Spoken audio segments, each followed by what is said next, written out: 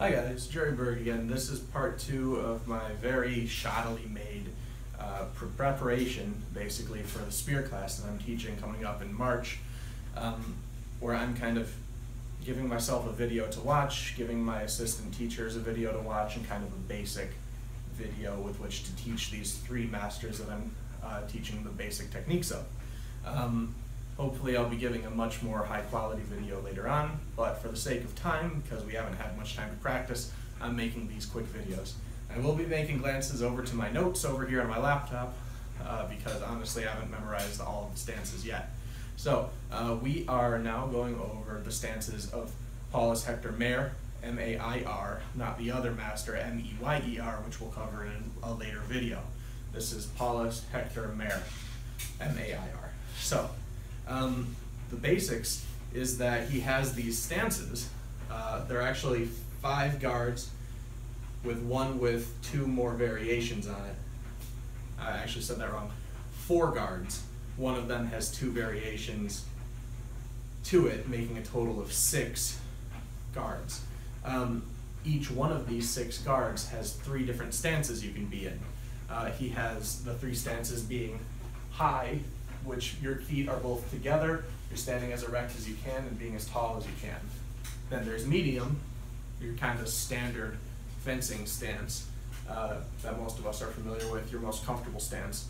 And then there's low, which involves getting down very far, a lot more balance, and also wider stance. Each one of those guards has those 3 forms that you can go to. So I want to teach the 4 guards first, and then go into the one that has the 2 additional variations.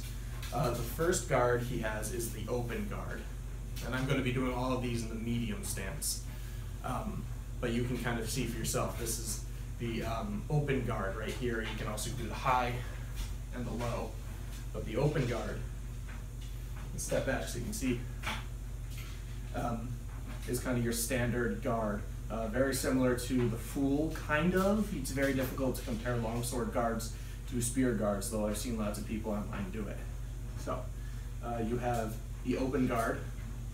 You then have freestanding. Those of you who are familiar with military pike techniques will recognize this as a ready position before you then attack.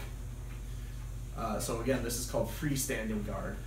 The next one is called the bar guard, and you'll see this again in Mair. In fact, you'll see a lot of these in Mair with different names.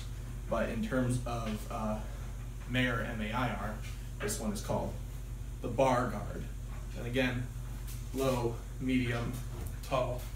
It's kind of a downward facing one, very good for defense, and honestly it'd be best with your dominant hand in front. And then the last one is called the changer guard. Very similar. It's similar to the open guard, but it's up instead of down. So to keep that in mind. Now, we do have a couple very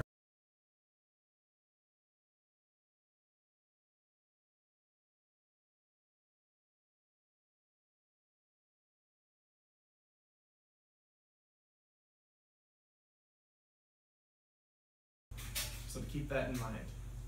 Now, we do have a couple variations on the changer, are the ones that he mentioned specifically. I personally like to think that this can apply to almost any of them, but he only mentions these in terms of the changer. So these are the 2 variations.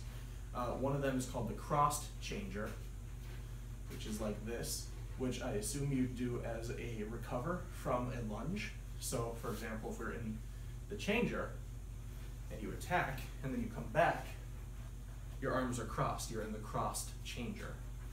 And then the last one is called the simple changer, in which case you're like this, but you take an extra step forward. So you're kind of doing this kind of a extra step forward. Again, this is likely, and again, he does not go into a lot of detail. Almost none of these masters do with the spear.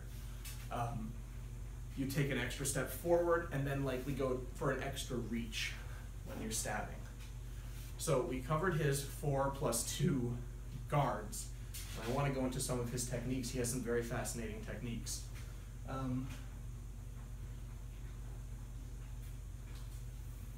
Two of them, he says the weak and the strong, and those are how to hold the spear. One would be if the spear is down, it's considered the weak. If the spear is up, it's considered the strong. Strong is better for blocking. Weak is better for maneuvering, kind of, what's the word for it? Feinting attacks, and other kind of techniques that involve dodging the enemy's attacks as opposed to blocking them. The other one is called changing through, and he has two forms of this. This is very fun. These are actually very fun. You're supposed to hold the spear at the end normally. However, you might find it to be a good opportunity sometime in combat to hold it a little higher up. And he has two different sets of this that can each be used in any of the stances, or just kind of free range as well if it gives you an edge in combat. So the first one is holding it middle pike or half piking, also known as half spearing. In which case, if you're locked up with someone, you move yourself forward. Now this one is not about always moving the spear back, but also about moving yourself forward. If you're locked up with someone, you might find you can get better leverage. Instead of trying to do one of those and opening yourself up, you can move yourself forward and just power through it. That's half piking. Now he also has one more, which is front piking, at which point you would be grabbing it at the very end. Now this can be achieved either from the back or from the middle, and actually honestly gotten to in various methods. You could walk right up to it, or, as what I've seen used against me in combat, hold back. So I was in combat with someone, actually one of my assistant teachers, and he had the spear, and honestly I had a sword, and I had gotten past the end of his spear. And I thought, hey, I'm in the clear. I got past to the end of the spear. And so I'm rushing into him, and he just does one of these. Whoop, and he had himself a nice little dagger in his hand, at which point he promptly shoved it in my gut, and I lost the point. So it's one of those great things that's almost like a feint in a uniquely spear manner. So, again, we have the four guards with the two variations. So the four guards are open, and you can have the pike in the weak or the strong. Also, you can have it in the high, middle, and low. And then you have the freestanding, which honestly I don't think the weak or the strong really matters too much with this one. And again, high, middle, low. You also have the changer, which is more bent forward, the strong, the weak. And then you have the bar guard, the strong, and the weak. And then you have the techniques, which are the weak and the strong, and then also the changing through, middle pike, front pike. So that's what we've got for Paulus Hector Mair. I'm going to move on to Mair at this point. Honestly, probably my least favorite to learn from, but the one that I most naturally fight with. So we'll move on to him in just a minute. See you next time.